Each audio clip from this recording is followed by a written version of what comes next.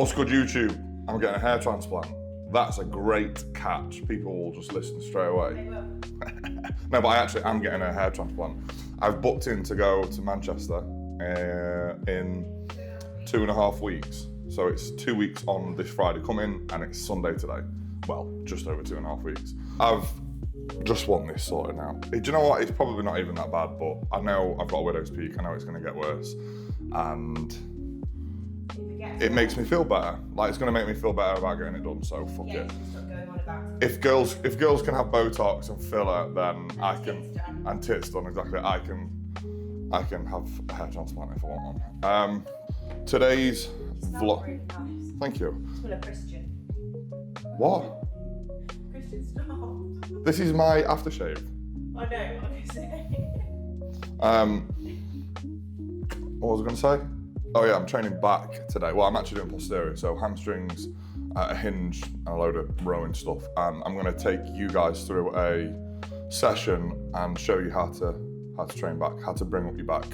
I brought up mine, and I think I've done a good job. I think it still needs to be bigger, but with me being as tall as I am, I don't think you would look at it and go, yeah, that's weak. And I'm going to show you. Not weak. Your Oh, back's yeah. not weak. So I'm gonna, cheers Chloe, that's nice. It's got a really nice back. Well, His bum's cute as well, I know his bum. It's bum, really- it's like a baby his bum. bum. That's how she says it, because that's how I say it. Not bum, you say it, say bum. Bum. No, say it how I say it. Bum. Bum. Bum, bum, bum, bum. So yeah, I'm gonna show you how to bring up your back. I'm gonna show you how to grow your back. As a joke, and put it on as a joke, and she's like, it actually looks all right, and I was like, yeah, it does, but like, I don't know if I'm comfortable enough to wear it out, and I just thought, fuck it, do you know what, if I think it looks all right, I'm gonna wear it. What? Yeah, I literally, yeah, I'm Max Gombosh, I can do whatever the fuck I want. What are you laughing at? Fucking giggling away, but he's like thinking, ah, he looks like a right cunt with that headband on.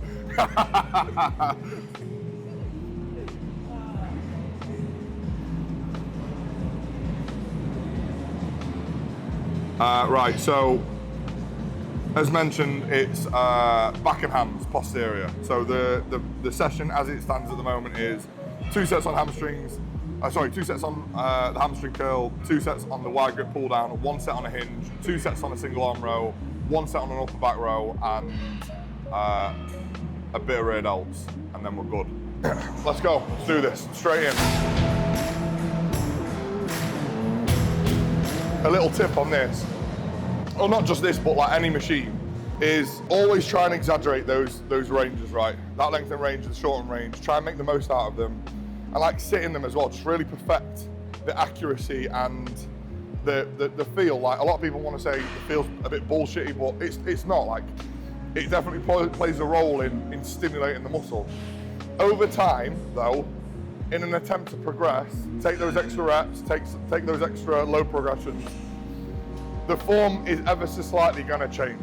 And this is what I mean by like resetting a lift, is over the course of maybe like 3 or 4 months, the form on this might look a little bit less controlled, might be a little bit more aggressive, but I may have taken like 3 or 4 plates extra weight and a couple more reps.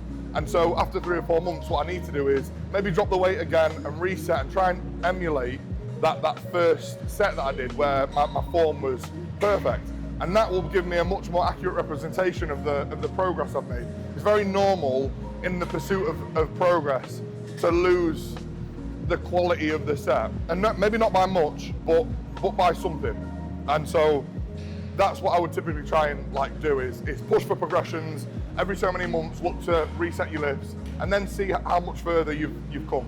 Well, with my programming, Louis given me the split and certain exercise selections, but naturally, I would like to think as like a more advanced athlete, someone who knows the body a bit more, right? That there's elements of the split and training that I've changed and adapted and spoken through with Louis in order to get more from that session for me. And one of those things is having some kind of row or pull down before my hinge. I used to, about 1.5 years ago, I was programmed a posterior day and I was doing hamstrings and then a hinge. And I found that, well, I didn't notice at the time, or know at the time, but when I then started doing a row or any kind of like back movement or lat movement before, because my back was so full with blood and because it was so like just tight and solid, it provided a level of stability through my back going into my hinge movements. So now what I do is I put the wide grip pull down between my hamstring curl and the hinge, and I feel more solid, I feel more powerful in the movement. So a little tip for you, if you've got your hinge before any rowing movements on a posterior day, try and do a pull down or a row first.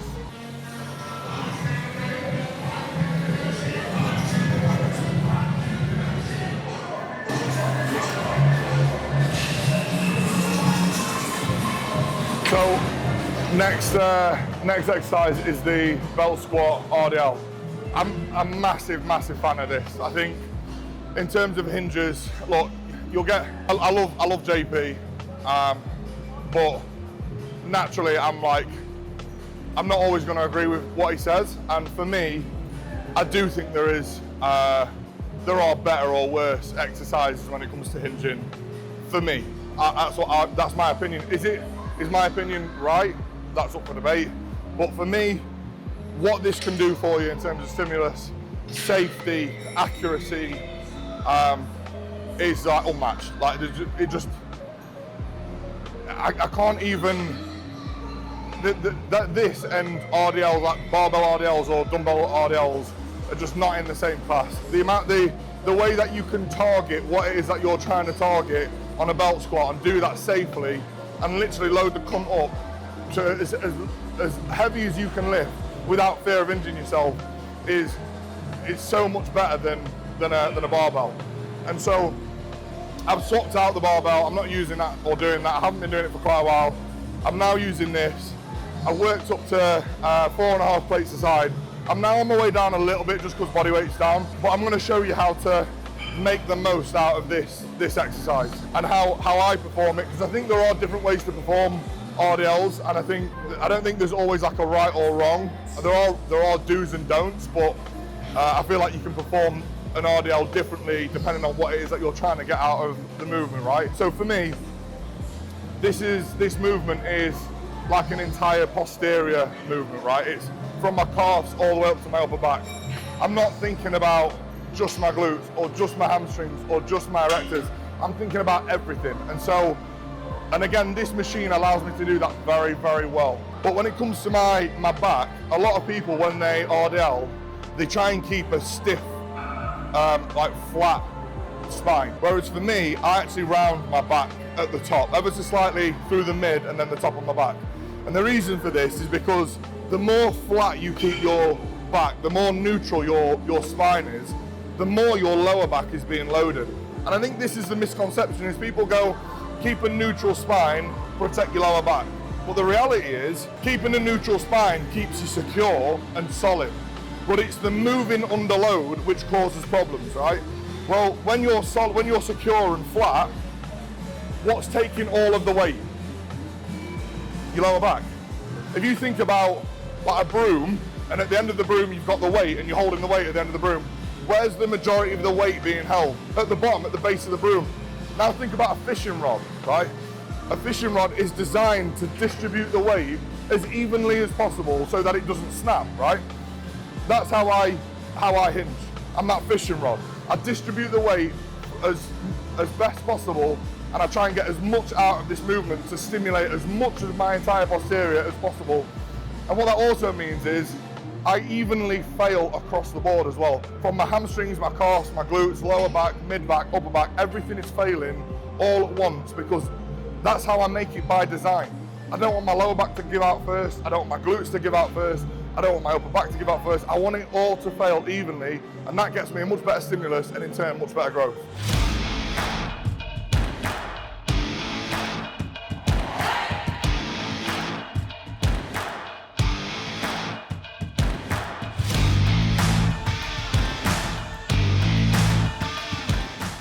So in terms of like volume structure for this session, I think it's really important to don't see like volume as this one size fits all, or like the best, total best amount of volume that you should do. Like, volume is very specific to you and what you can recover from. And I would argue that more volume is typically better if you can recover from it, and the easiest way to get more volume is do it more frequently, right? Training a muscle group 3 times in a week is gonna see you grow more, even if you're doing like 1 set per exercise, because you're doing a third session where you potentially can top up the volume and maybe eke out an extra 2, 3, 4, maybe even 5 sets total over the course of the week, and still be able to recover from it. This for me is enough. 1 set on this is enough. You know, 2 sets on the pull down, 1 set on this, 2 sets on the row, and 1 set on an upper back. And I train back twice a week, so that's enough for me, especially with where I'm at the moment. My weight, my food, drugs being so low. This is the most I can recover from and progress with as well. I'm really happy with that. Last week I got 4 plates for 9. This week I got 4 plates, or 4 plates aside plus the 5 for 7.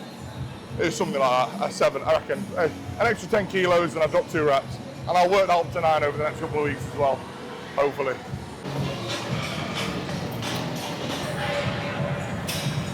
When it comes to training back, the key thing for me is stability. I think as you get better, as you build more muscle, your ability to A, remain stable, and B, know what you're looking for in terms of the connection and how to execute a movement, it improves, right? Naturally, you get bigger, you build that accuracy, you know what the muscle's supposed to feel like, and so that's easier. But in an attempt to build the tissue, I think not having to focus on any other variables is really important. And I still believe there's value in that when you've got more muscle as well. So if you are a beginner, if you are wanting to build more muscle, if you don't feel like you connect well with your back, I'd highly advise you picking movements that really require as little brain power to focus on contracting muscles, and like it really, you want to be able to get in a machine or get in a movement, set yourself up, and all you need to think about is that, right? You're not free weights, it's not a dumbbell, it's not a barbell, like you're in a machine, you're locked in, you're seated, you've maybe got a chest pad, you've got something you can hold on to, and you're just thinking about your lat or your upper back or whatever it is. And like I said, even for me at my stage and all the way up to Olympians, I reckon there's loads of value in that stability. That isn't to say that movements like a bent over T-bar row or a barbell row or dumbbell, not to say that any of these movements don't have their place. I just think there's a lot of merit to being able to find connections and understand what you're doing within the movements. And to do that, you're going to probably need a bit of stability and a more fixed path rather than free weights. I don't think it's that much of a big deal. Monsters stim me up as through my session, and I don't seem to get any bloating or issues with my stomach from monsters, so I don't mind. But the point that I was actually trying to make was stay hydrated. It's, what time did we start training? 10, half 10. We started training at half 10, and already this morning I'd had 3 litres of water. Yeah, 2 of those, which is a litre and a half. So I already had 3 litres of water. I've filled that up again. So by the end of the session, that'll be 4.5 litres. I'll have had a monster, and I've got to go and get I've got a 500ml shaker with Conte's creatine, 10 grams of creatine, 25 grams of carbs from the intracarbs, the cyclodextrin and EAAs. And probably after my first set on this, I'll just down that, I just get it straight down me. So realistically, 5 litres of water before 1, 2 o'clock. And again, people might think that's a lot, but I'm a big guy, I sweat, I take a lot of electrolytes, which replenishes electrolytes lost from sweating. And I find typically the more water I drink, the better my recovery and training performance and cognitive function as well. So I think it's a massively, massively underappreciated and undervalued tool is hydration. In terms of transporting nutrition, like I said, recovery and repair and training performance. Yeah, I was just speaking to one of the lads at the counter there about bodybuilding, and I was saying he'd do really well. He's got like a nice like shape, frame, structure, and he's saying it's quite expensive. And I think people, because of the information that circulates around bodybuilding now, I think a lot of people immediately assume that you need every supplement, you need every piece of equipment, you need to be going to a really expensive gym. And then some people are going to think and take into consideration PEDs, growth hormone, insulin, all of these different things, and all of a sudden they're putting like a barrier as to why they can't do something. I feel like there's a lot of that in this day and age. It's like there's all this information and this is the most optimal way to do something, so people already go, right, well I can't do this way to make it as optimal as possible, so I'm just not going to bother. It's a really sad like concept, because when I was younger, when I was in my mid-late teens, early 20s, there was no information. And because of that, my naivety, genuinely, and some of you might like laugh at this, but I can remember when I was like 18, 19, or maybe a little bit younger, about like 17, 18, and I can remember thinking, I'm gonna go to the gym all the time, I'm gonna train really hard, and one day I'm gonna look like Arnie. Like that was legitimate. I was like, if I keep smashing my chest, I'm gonna have a chest like Arnold. And naturally, that isn't going to happen. We can't all have the best genetics in the world, but we can improve on what we currently have. And if it wasn't for that naivety, if it wasn't for that delusion, I would have probably never attempted to achieve something that realistically is unachievable. But because I did, it led me to where I am now. Like, because I fell in love with the process, I fell in love with going to the gym, I fell in love with seeing progress. I didn't have someone telling me that the barrier for progress or achievement was so high that it was almost impossible at that stage for me. So, yeah, I think that's missed in this day and age, sadly. And don't be put off by the fact that you can't do everything perfectly. Just start, and you'll sort of find your way naturally as time goes on anyway.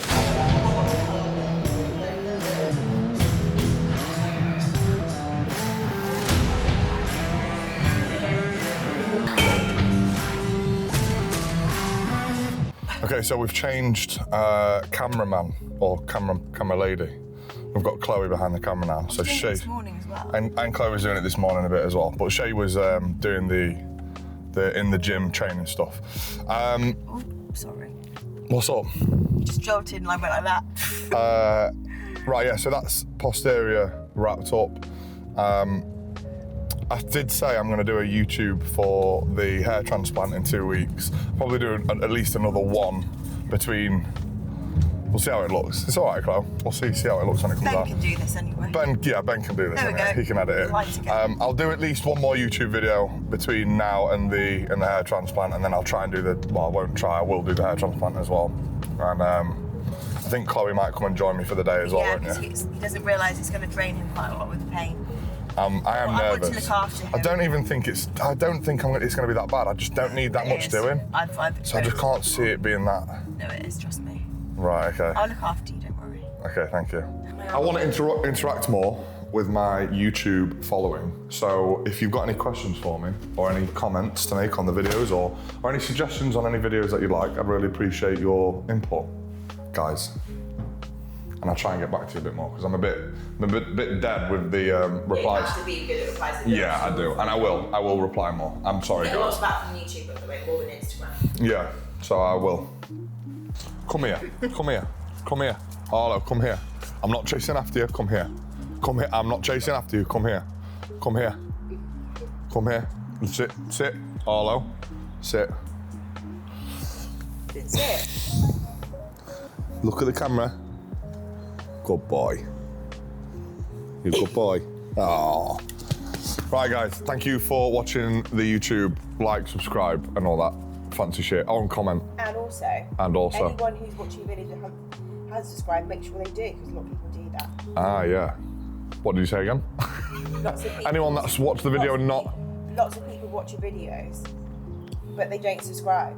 They don't. To subscribe. That's what I've just said. Like, subscribe. Yeah, but it's like reinforcing that point. I've just reinforced the point. I've just said if you like the video, like, subscribe, and comment. Oh, Ben told me to say something like that before. Oh, I don't understand what that Ben meant. Ben, what did you mean? Sound.